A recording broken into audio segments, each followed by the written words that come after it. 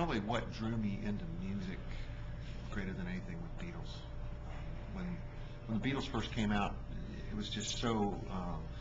I think prior to that, in my memory, there wasn't anything. I mean, well, I take that back. I was really raised on Motown more than anything, living up near Louisville, Kentucky, the Detroit sound. So I really loved Motown, but the Beatles came out and it was completely fresh and completely different. And as just a kid, you know, they were such a massively popular band.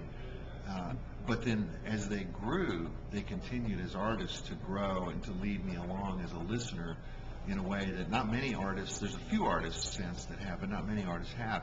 Every time a new Beatles record would come out, I would get it and not like it at first because I didn't understand it. And then after a few listens, then I would start to understand that they were leading me on a journey.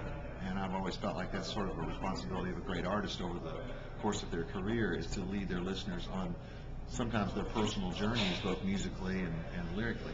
So the Beatles would be, you know, the top, and then more recently and later was Elvis Costello. I think Elvis Costello came along in the 70s. I was never a huge punk fan, but I heard him and I loved his songwriting, and he was able to harness the passion and energy of punk, but he did it with such a great ability as a songwriter that it hooked me in. And I still remain a big fan of Elvis's because, again, I feel like he continues his artistic journey in a way that, I mean, to hear Elvis Costello doing Burt Bacharach, it's almost as though the two worlds would have never met, and that's exactly where he went. So Elvis is another huge inspiration. Wow. Well, thank you, Professor. I really appreciate it. My pleasure. Thank you.